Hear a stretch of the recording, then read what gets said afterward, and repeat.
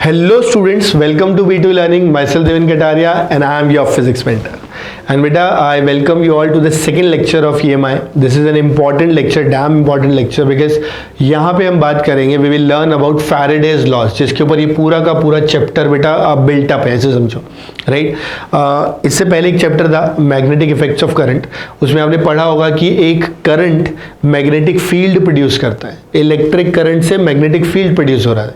यहाँ हम देखेंगे कि मैग्नेटिक फील्ड में वेरिएशन से करंट कैसे प्रोड्यूस होता है, और वही काम बेटा हमको फैराडे ने बताया था। तो फैराडे ने यही बताया था कि जैसे कि ये मैग्नेट नहीं दिख रही है आपको, तो ये एक मैग्नेट है, यहाँ पर एक कॉइल दिख रही है आपको, इस कॉइल को एक बल्ब से कनेक्ट कर दिया, फिर एक गैल्वेनोमीटर लगा दिया। तो यहाँ पे हमने क्या किया, ये जो मैग्नेट है इस मैग्नेट को हम पास लेकर के गए। जब मैग्नेट को कॉइल के पास लेकर के गए तो उसकी वजह से मैग्नेटिक फील्ड में वेरिएशन आया, फ्लक्स में वेरिएशन आया, उसकी वजह से देखा गया कि ये बल्ब जलने लग गया। यहाँ पे गैल्वेनोमीटर में उनको डिफ्लेक्शन दिखा और इसमें करंट जैसा कुछ दिखाई दिया। मतलब ऐसा कुछ हुआ कि मैग्नेटिक फ्लक्स को जब थोड़ा चेंज कराया तो उसकी वजह से करंट इंड्यूस होना शुरू हुआ। करंट क्यों हुआ होगा? क्योंकि ईएमएफ इंड्यूस हुआ होगा, राइट। तो बेटा वही चीज को हम यहां पढ़ने वाले हैं in the Faraday's law, right. So देखो थियोरेटिकली हम आगे बढ़ते हैं, आप ऐसे समझ लेना इसके स्टेटमेंट्स इंपॉर्टेंट है, बोर्ड के लिए भी इंपॉर्टेंट है और कॉम्पिटिटिव में भी स्टेटमेंट टाइप क्वेश्चन है, सेशन रीजन के लिए काफी इंपॉर्टेंट है। तो बहुत ध्यान से सुनना, एक एक चीज पे ध्यान देना। तो फैराडेज लॉ जो स्टेट करता है वो ये करता है कि any change in magnetic flux, any change in magnetic flux linked through a coil induces an EMF in it.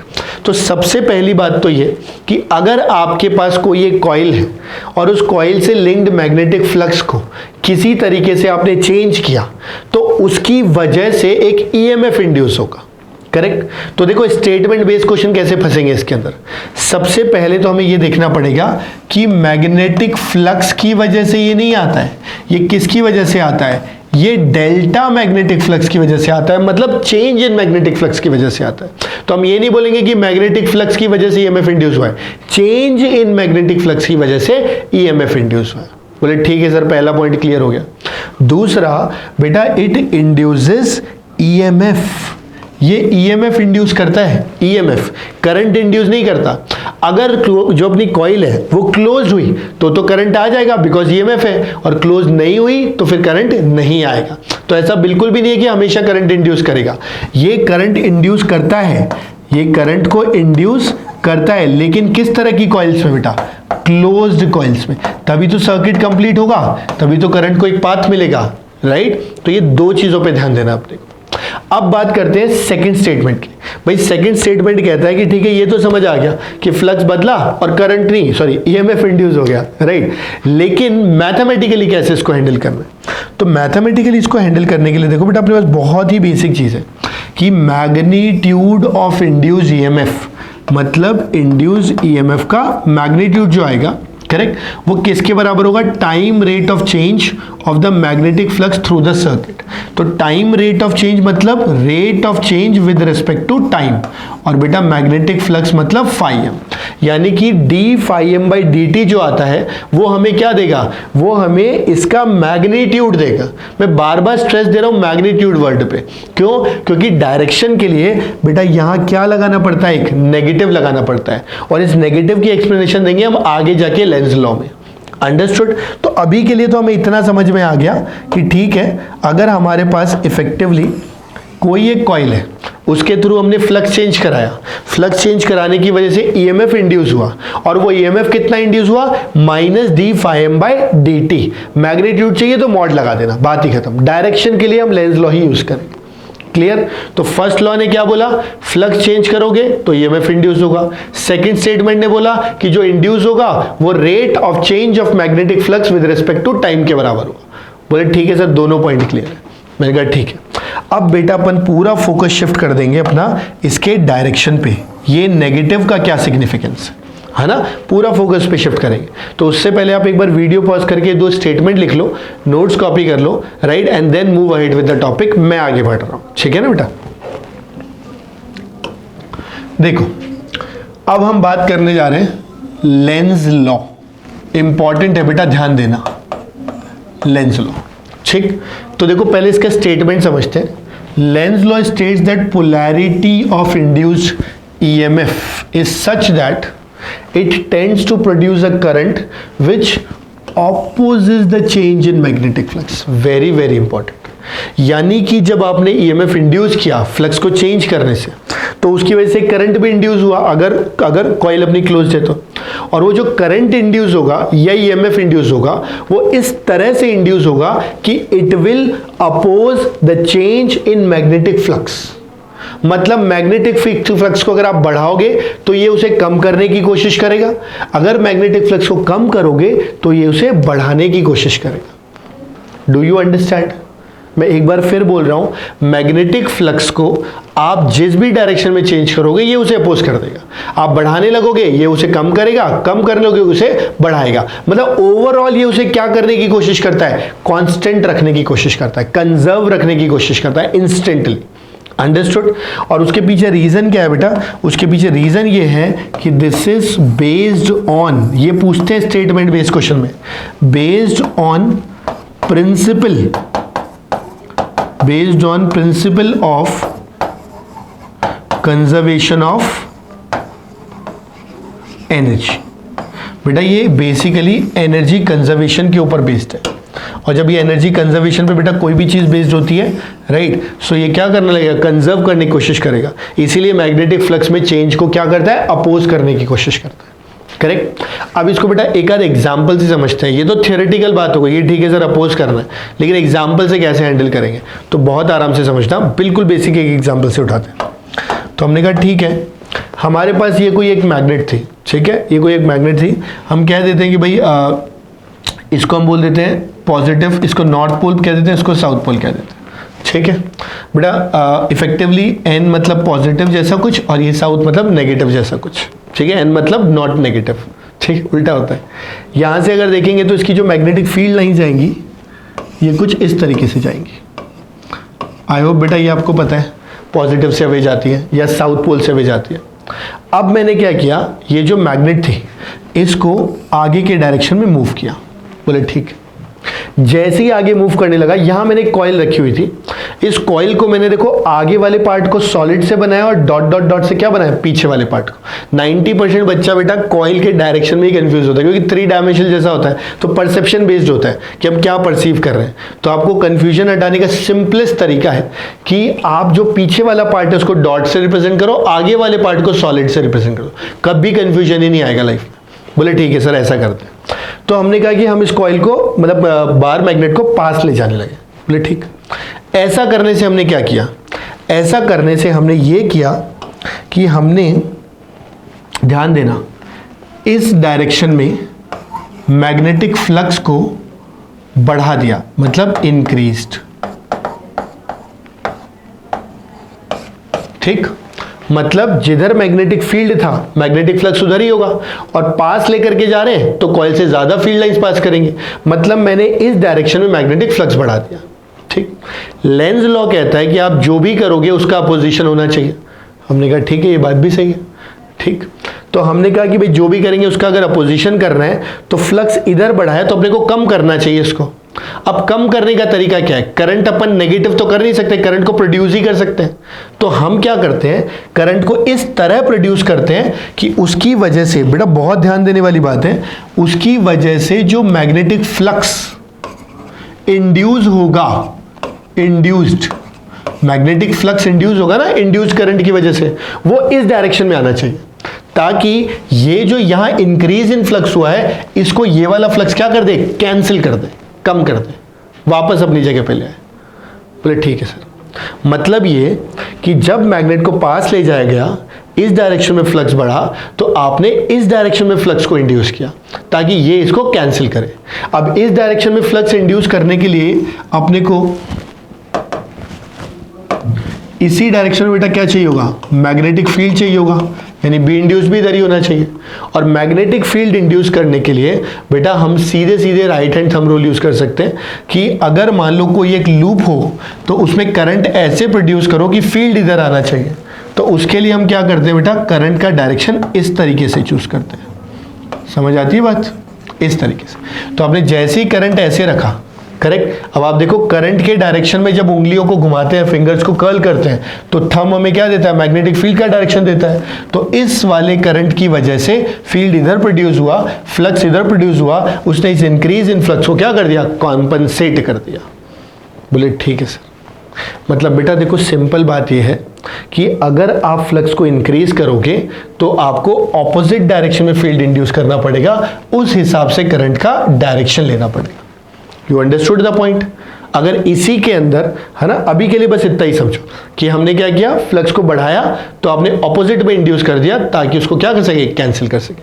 तो पहले हमेशा ऑपोजिट डायरेक्शन में फ्लक्स लिख लो, उसी डायरेक्शन बी आना चाहिए, उसके हिसाब से क्या कर लो, करंट का डायरेक्शन डिफाइन कर लो। ये आपने पिछले चैप्टर में पढ़ रखा है कि जब भी लूप होता है तो अगर लूप के करंट के डायरेक्शन में फिंगर्स को कर्ल करते हैं तो थंब आपको क्या देता है, मैग्नेटिक फील्ड का डायरेक्शन देता है। You understood the point. तो ये देखो पूरा अंडरस्टैंडिंग बेस्ड है। तो एक बार और अच्छे से समझ लो, एक बार और वीडियोस को अगर ज़रूरत लग रही है तो दोबारा से रिकॉल कर लो, एक बार दोबारा से देख लो। लेकिन ये क्लियर हो बेटा तभी अगले पार्ट पे चलना। अभी अपन कई सारे एग्जांपल्स लेंगे जहाँ पे अपन लेंज लॉ की हेल्प से डायरेक्शन निकालेंगे इंड्यूस ईएमएफ और करंट का। जैसे अभी यहाँ पे करंट का निकल गया ना, कोई बोलता है इंड्यूस ईएमएफ का बताओ सर, कुछ करना ही नहीं अपने को, पता है कि इस तरीके से क्या लग जाएगी, एक बैटरी लग जाएगी। बात समझ आती है बेटा, ये इंड्यूस्ड, करेक्ट, ताकि करंट इस तरीके से फ्लो करे, इस तरीके से, ठीक है। बोले ओके सर, कोई प्रॉब्लम नहीं है। तो अब आराम से एक बार वीडियो पॉज करके पूरा कॉपी कर लो, फिर अपने अगले एग्जांपल्स पे चलते हैं, ठीक है। मैं आगे बढ़ता हूं मील भाई, ठीक है। तो देखो अगले पार्ट में ना I have taken few examples, है ना, जो कि बहुत जनरली आपको कई डिफरेंट बुक्स के अंदर इस तरह के क्वेश्चंस मिलेंगे और आपको कंफ्यूज भी करेंगे। तो थोड़ा पेशेंस के साथ और आराम से समझना, फिर अपन इसको बेसिक ट्रिक्स की तरह याद भी कर लेंगे, ठीक है। तो लेट मी एक्सप्लेन यू, आराम से समझाने दो, है ना, बिना किसी जल्दबाजी के आराम से समझना। डायरेक्शन ऑफ इंड्यूस करंट बताना है इन अरेंजमेंट्स में, डायरेक्शन ऑफ इंड्यूस करंट। बोले ठीक है सर।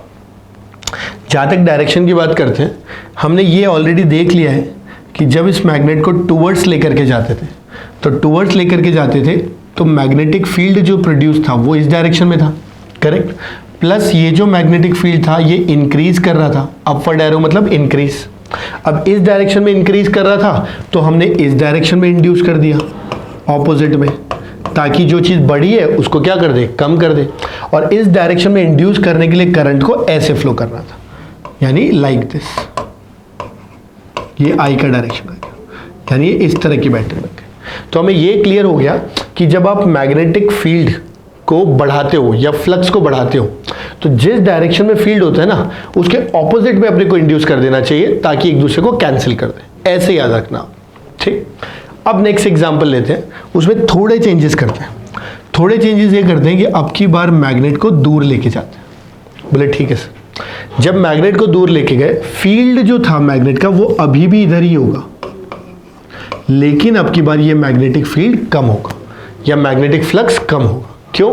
क्योंकि मैग्नेट दूर जा रही है। बोले ठीक है सर, यहां तक भी कोई दिक्कत नहीं है। अगर कम होता है तो आपको सपोर्ट करने के लिए बेटा जो फील्ड पहले था उसी डायरेक्शन में इंड्यूस करना चाहिए। मतलब मैग्नेटिक फील्ड अगर राइट में था, कम हो रहा है, तो आप इंड्यूस भी किस डायरेक्शन में करो, आप इंड्यूस्ड भी राइट डायरेक्शन में करो। तो जब आप जिधर फील्ड था उधर ही इंड्यूस कर दोगे तो मतलब जो चीज कम हो रही थी उसको सपोर्ट कर दिया और ओवरऑल क्या कर दिया, वापस इंक्रीज कर दिया। You understood the point. अब यहां पर इधर इंड्यूस करने के लिए जो डायरेक्शन ऑफ करंट है वो इसका क्या आना चाहिए, उल्टा।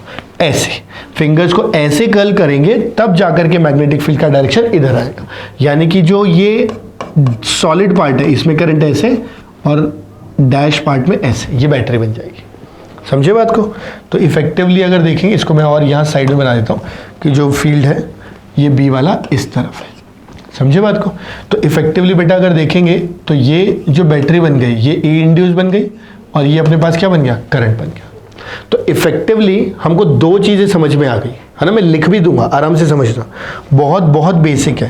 पहली चीज तो ये कि अगर फ्लक्स कम होता है, फ्लक्स कम होता है, अब यहाँ तो बढ़ रहा है ना, तो हम कह देते हैं यदि अगर फ्लक्स बढ़ता है, ठीक, तो बढ़ने के केस में B opposite to B induced, या वाइसा वर्सा कह दो, मतलब बी इंड्यूस और बी क्या होने चाहिए, ऑपोजिट होने चाहिए।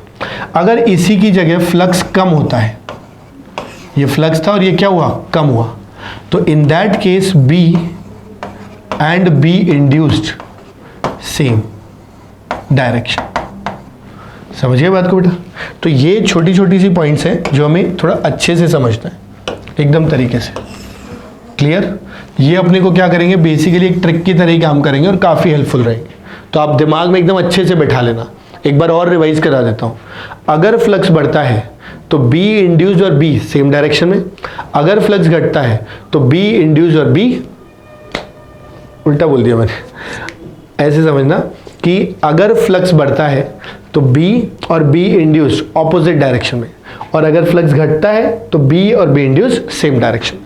बस इतना ध्यान रखना। इतना ध्यान रखोगे तो कहीं कोई प्रॉब्लम नहीं आएगी। ठीक है? तो I think we are very clear. एक बार और रिवाइज करा देता हूँ कि अगर मैग्नेटिक फ्लक्स बढ़ता है तो बी और बी इंड्यूस्ड ऑपोजिट में होने चाहिए, और अगर मैग्नेटिक फ्लक्स घटता है तो बी और बी इंड्यूस्ड सेम डायरेक्शन में होने चाहिए। बस इतना याद रखना। ठीक? इसके बाद अब बात करते हैं कॉइल्स वाले केस के अंदर। थोड़ा सा ना इसको भी समझने की कोशिश करना। इसके लिए भी आपको एक बेसिक ट्रिक बताता हूँ। पहले क्वेश्चन समझा देता हूँ क्या है, फिर एक ट्रिक बताता हूँ। आप ऐसे समझना कि यहाँ पे ये जो कॉइल है इसमें करंट आई फ्लो कर रहा है और ये पास जा रही है। इसके अंदर भी करंट कितना फ्लो कर रहा है, आई, लेकिन ये क्या कर रही है, दूर जा रही है। यानी ये दो केसेस हो गए हमारे पास। ठीक है? जिसके अंदर अपने पास क्या है, कॉइल से रखी है, राइट। और इस कॉइल में अपने को बात कर रही है कि इस वाली कॉइल में करंट है, पास लेके जा रहे हैं तो इसमें क्या होगा, इस वाली कॉइल में करंट है, दूर लेके जा रहे हैं तो इसमें क्या होगा। तो आप ऐसे समझो, जो भी होता है उसका अपोजिशन होता है। तो कॉइल वाले केस में क्या किया करो, आप याद करो मैग्नेटिक इफेक्ट ऑफ करंट को। वहां आपने शायद पढ़ा होगा कि दो पैरेलल करंट कैरिंग वायर्स में अगर डायरेक्शन करंट का सेम होता है तो अट्रैक्ट करती हैं, ऑपोजिट होता है तो वो रिपेल करती हैं। नहीं भी पता है तो याद रखना, करंट कैरिंग दो वायर्स अगर सेम डायरेक्शन में करंट ले जाती हैं तो ये एक दूसरे को अट्रैक्ट करती हैं, ऑपोजिट में लेके जाती है तो रिपेल करती हैं। ठीक? अब आप ऐसे सोचो कि जैसे ही आप इसको पास लेके गए, जो भी करोगे ना उसका अपोजिशन करेगा। तो पास लेके जा रहे हो तो ये इसको क्या करने की कोशिश करेगी, ये इसको बेटा रिपेल करने की कोशिश करेगी, रिपेल। अब रिपेल करने के लिए करंट का होना चाहिए ऑपोजिट। तो रिपेल करने के लिए आई क्या होना चाहिए, ऑपोजिट। ठीक? ऑपोजिट का देखो तो ऐसे करंट जा रहा है तो अब आपको क्या करना पड़ेगा, ऐसे फ्लो कराना पड़ेगा। सिंपल, खत्म। ये आ गया आपके पास आई इंड्यूस्ड। ठीक? बैटरी बनानी हो तो ऐसे बना देना। बोले ठीक है सर, क्लियर है। आई डोंट थिंक बेटा कोई भी चैलेंज रहा होगा इसके अंदर, बहुत सिंपल तरीके से समझ आ गया होगा। बिल्कुल ऐसे ही यहाँ पे देखो दूर लेके जा रहा है, दूर लेके जा रहा है तो ये क्या करने की कोशिश करेगा, उसको वापस खींचने की कोशिश करेगा। यानी कि जब दूर लेके जाएंगे तो ये इसको क्या करने की कोशिश करेगा, अट्रैक्ट करने की कोशिश करेगा। और बेटा जब ये अट्रैक्ट करने की कोशिश करेगा तो अट्रैक्ट करने के लिए करंट का डायरेक्शन क्या होना चाहिए, सेम होना चाहिए। तो इसका अगर ऐसा है तो इसका भी क्या आएगा, सेम। अंडरस्टूड? बैटरी बनानी होगी तो इस तरह से। अंडरस्टूड? तो ये मैंने आपको कोशिश की कि जो सिंपलेस्ट पॉसिबल टेक्निक हो सकती है। ये एक ही स्लाइड के अंदर बेटा अपन ने कई सारे क्वेश्चंस कवर कर लिए। जब आप मॉड्यूल लगाने बैठोगे या कोई असाइनमेंट्स लगाओगे ना तो वहां पे आपको समझ आएगा कि यार कितने सारे क्वेश्चन बहुत आसानी से बन जा रहे हैं। करेक्ट? तो अपन कहने को हमने दो केसेस देख लिए, या तो बार मैग्नेट्स वाले आएंगे या तो कॉइल्स वाले आएंगे।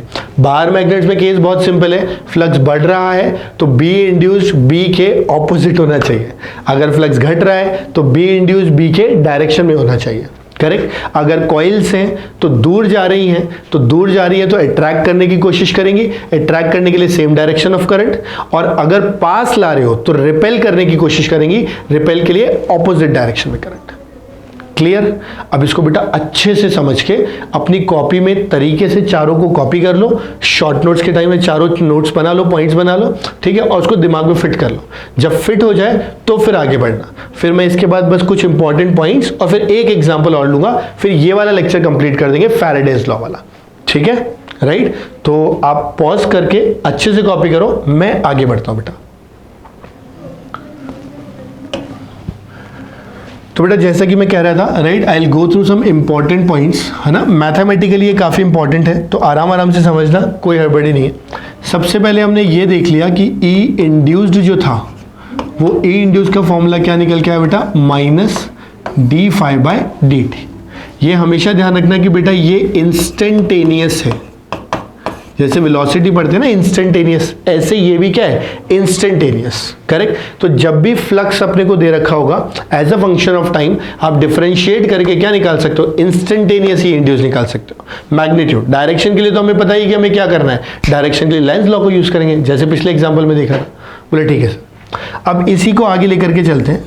कभी कभी बेटा आपसे एवरेज पूछा जाएगा, एवरेज, तो एवरेज में कुछ भी नहीं करना, द ओनली डिफरेंस इज कि अपने को क्या लगा देना है, minus delta phi by delta T, या और सही तरीके से लिखना चाहें तो minus delta phi by T, ठीक। जहां पे माइनस डेल्टा फाइव का मतलब क्या है, minus of five final minus five initial divided by बेटा कितना, टी। तो जब भी अपने को बेटा एवरेज चाहिए होगा तो इन दैट पर्टिकुलर केस हमें ऐसा कुछ करना पड़ेगा। तो ये तो बेसिक फॉर्मूलाज निकल करके आ गए, किसके, इंड्यूस्ड ईएमएफ के, करेक्ट। अब बेटा इसी की हेल्प से हम और चीजें भी कर सकते हैं। और चीजें कैसे कर सकते हैं, हमें पता है कि ई इंड्यूस पता है, दे रखा है। अगर इस ई इंड्यूस को मैं रेजिस्टेंस से डिवाइड कर दूं तो क्या मेरे को आई इंड्यूस नहीं मिल जाना चाहिए, बताओ। बोले बिल्कुल मिल जाना चाहिए। तो यहां से जो ये आई इंड्यूस अपने को मिलेगा, इस आई इंड्यूस का अगर एक्सप्रेशन देखूं तो क्या मैं इसको लिख सकता हूं, minus delta phi divided by R into T. ये भी क्या आ गया बेटा, आई इंड्यूस। मैं फिर क्लियरली कह देता हूं, आर मतलब resistance of coil, resistance of coil. बोले ठीक है सर। इसके साथ साथ बेटा एक और इंपॉर्टेंट एक्सप्रेशन, अगर आप आई इंड्यूस की बात करते हो तो क्या आई इंड्यूस को अपन डेल्टा क्यू बाई टी लिख सकते हैं। बोले सर बिल्कुल लिख सकते हैं, charge flown divided by what, time. और दूसरी तरफ हमारे पास क्या लिखा हुआ है, minus delta phi divided by R into T. अब आप खुद देखो बेटा, यहां से क्या हम टी और टी को कैंसिल कर सकते हैं, बिल्कुल कर सकते हैं। तो मैं यहां से देखो टी को हटा दे रहा हूं, ये हट गया टी, ये हट गया टी, ये हट गया। तो यहां से अपने पास चार्ज फ्लोन कितना निकल के आ गया, minus delta phi by R. तो यहां से अपने पास एक और एक्सप्रेशन निकल के आ गया कि ठीक है, अगर इफेक्टिवली हम देखते हैं तो इफेक्टिवली हमारे पास देखो क्या क्या एक्सप्रेशन निकल के आ गए कि अगर ई इंड्यूस चाहिए, इंस्टेंटेनियस चाहिए, minus D phi by D T, average चाहिए minus delta phi by T, ठीक। इसी को रेजिस्टेंस से डिवाइड करोगे, आई इंड्यूस का फॉर्मूला आ जाएगा। और इसके अलावा अगर कभी चार्ज फ्लोन की बात कर ले स्पेसिफिकली, तो ध्यान देना कि जब भी चार्ज फ्लोन की बात करेगा, चार्ज फ्लोन, तो वो सीधे सीधे you can write minus of delta phi by R, clear. और बेटा चार्ज वैसे ना जनरली मैग्नीट्यूड की टर्म में डिफाइन करते हैं, तो यहाँ क्या लगा देना, मॉड लगा देना, अंडरस्टूड। तो आप एक एक करके सारे फॉर्मूलेज अपनी कॉपी में लिख लो। फिर मैंने एक एग्जांपल लिया है जो इसी के ऊपर बेस्ड है, उसको सॉल्व कर लेते हैं। पहले आप ट्राई कर लेना, फिर मैं उसका सोल्यूशन बता दूंगा। After that will complete the lecture. तो बहुत लेंथी लेक्चर हम ले भी नहीं रहे वैसे भी, राइट, करेक्ट। तो अच्छे से कॉपी कर लो बेटा, साथ के साथ याद कर लेना इसको, ठीक है, समझ गए बेटा, ठीक। तो मैं बढ़ता हूं फिर आ गया ना अच्छे से। देखो बेटा, तो ये क्वेश्चन है ना, थोड़ा सा लेंदी है, लेकिन अपने को आराम आराम से पढ़ के इसको डिकोड करना है। देखो कभी भी लेंदी क्वेश्चन आता है ना, तो समझ जाना वो क्वेश्चन बहुत इजी आने वाला है, क्योंकि जब भी लैंग्वेज लेंदी कर देगा तो टाइम तो चला ही गया ना, तो क्वेश्चन का डिफिकल्टी लेवल कम करना पड़ता है ताकि ओवरऑल डिफिकल्टी लेवल मैनेज रहे, राइट। तो उसके लिए ज़्यादा लोड नहीं लेना बिल्कुल भी। अब आराम आराम से क्वेश्चन को पढ़ना है, और जैसा कि हर बार बोलता हूँ, इंपॉर्टेंट इन्फॉर्मेशन को अंडरलाइन करते हुए चलना है, डिकोड करना है क्वेश्चन को। तो देखो, a coil of 30 turns, important number of turns बार बार आ रहा है, देखो एरिया सेंटीमीटर स्क्वायर, फिर से यूनिट पे फोकस करना है वरना गलती हो जाएगी यूनिट की। इस place it's plane perpendicular to magnetic field. देखो इस लाइन का सिग्निफिकेंस है, क्वेश्चन की हर लाइन का सिग्निफिकेंस होता है। Plane perpendicular to magnetic field होने का मतलब क्या हो जाएगा कि प्लेन जो है वो फील्ड के परपेंडिकुलर है। इस प्लेन का बेटा एरिया भी इधर ही आएगा, तो एरिया और फील्ड क्या हो गए, पैरेलल। मतलब इफेक्टिवली ये बोलना चाह रहा है कि थीटा जो है वो अपने पास कितना है, 0 डिग्री। बोले ठीक। मैग्नेटिक फील्ड कितना दे दिया, 1 टेस्ला। यानी देखो यहाँ से एरिया मिल गया, यहाँ से नंबर ऑफ टर्न्स मिल गए, यहाँ से मैग्नेटिक फील्ड मिल गया, वहां से थीटा मिल गया। अब कह रहा है coil is suddenly withdrawn from the field. Suddenly withdrawn from the field मतलब फील्ड से बाहर निकाल दिया। बोले ठीक है। Then a galvanometer connected in series indicated a 10 microcoulomb of charge flown. अभी लास्ट केस में देखा था ना चार्ज फ्लोन, वो कितना आ गया, 10 microcoulomb passes round the circuit. अपने को बताना है पूरे के पूरे सर्किट का रेजिस्टेंस कितना होगा। You understood? तो क्वेश्चन पढ़ने में तो बहुत लेंदी है, लेकिन इफेक्टिवली देखेंगे तो ये सिंपली हमें कहना चाह रहा है कि चार्ज इंड्यूस दे दिया गया, ठीक है, अपने को टोटल एरिया वगैरह थीटा सब कुछ दे दिया गया और रेजिस्टेंस पूछा है। तो हमने कहा जब चार्ज फ्लो की बात ही कर ले रहे हैं तो क्यों ना हम उसका डायरेक्ट एक्सप्रेशन यूज कर लें। तो आप ही बताओ, चार्ज फ्लो मतलब डेल्टा क्यू, क्या बताया था बेटा? Minus delta phi divided by R. बोले यस सर, बिल्कुल बताया था। यहां से माइनस डेल्टा फाई का मतलब क्या होता है बेटा? Phi final minus phi initial, minus लगा हुआ है तो क्यों ना मैं इसको लिख दूं phi initial minus phi final divided by कितना? आर। अब देखो फाई फाइनल की बात करते हैं तो वो तो एनीवेज क्या हो जाएगा? Zero, because eventually the coil is withdrawn from the circuit, circuit से बाहर निकल, फील्ड से ही बाहर निकाल दी, तो फील्ड में ही नहीं है तो फ्लक्स ही नहीं होगा। तो अपने को ये तो कंफर्म हो गया कि फाई फाइनल तो अपने पास क्या है? जीरो। फाई इनिशियल के लिए बेटा बी मैग्नेटिक फील्ड, ए एरिया, कॉस थीटा की बात करेंगे cos zero into number of turns, इसको मत भूलना, करेक्ट, और divided by total resistance R. देखो अपने को रेजिस्टेंस ऑफ कंप्लीट कॉइल और गैल्वेनोमीटर पूछा है, करेक्ट। अब यहां से बेटा देखो सिर्फ वैल्यू सब्स्टिट्यूट करनी है। अगर अपन चाहें तो एक एक करके वैल्यू सब्स्टिट्यूट कर देते हैं, ठीक है, यहां वैल्यू सब्स्टिट्यूट कर देते हैं। तो देखो डेल्टा क्यू की जगह अपन लिख देंगे 10 माइक्रो कूलम है तो 10 to the power minus 6 SI में कन्वर्ट हो गया, इक्वल टू दूसरी तरफ मैग्नेटिक फील्ड देखो कितना दे रखा है? 0.1 टेस्ला, ऑलरेडी एसआई में, no problem. Area 10 centimetre square, इसको लिख देंगे 10 into 10 to the power minus 4, कोई प्रॉब्लम नहीं है। इसके बाद cos जीरो अपने पास कितना होता है? इंटू 1। नंबर ऑफ टर्न्स अपने पास कितने होते हैं? इंटू कितने दे रखे? 30 टर्न्स डिवाइडेड बाय कितना बेटा? आर। समझ गए? यहां से अगर देखेंगे तो इफेक्टिवली अपने पास क्या आर का वैल्यू आ जाएगा। इसको देखो थोड़ा सिंप्लीफाई कर सकते हैं ना, 0.1 इंटू 10 तो क्या हो जाएगा? 1, 10 टू द पावर 4 और 10 to the power minus 6 cancel करके क्या हो जाएगा? 10 टू द पावर माइनस 2, एक और 10 करके क्या बचा? 10 टू द पावर माइनस 1, ये इधर आ जाएगा।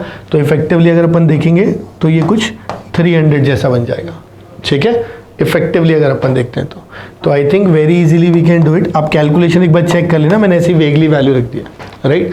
तो यहाँ से अपन बेसिकली क्या निकाल सकते हैं? रेजिस्टेंस। अब ऐसा कोई भी क्वेश्चन बन सकता है, तो ये जो ए इंड्यूस के बेसिक फॉर्मूलेज है ना, उनके ऊपर काफ़ी सारे क्वेश्चंस बनते हैं, तो वो क्वेश्चन सब अपने को अटेम्प्ट करने हैं इन दी असाइनमेंट्स ऑफ कोर्स, राइट। तो आई थिंक आपको यहाँ तक का लेक्चर क्लियर होगा। हमने 2 लेक्चर कर लिए, मैग्नेटिक फ्लक्स समझ लिया, उसके क्वेश्चंस कर लिए, असाइनमेंट की फॉर्म में टेस्ट दे दिया। Then we have done Faraday's law, उसको कर लिया, उसके असाइनमेंट्स क्वेश्चंस कंप्लीट कर लेंगे।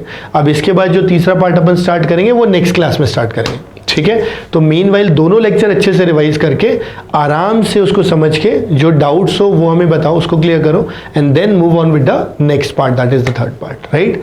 सो meanwhile take care, study hard, right, और अच्छे से मेहनत करो बेटा, है ना। Will meet again, bye bye, take care, thank you so much.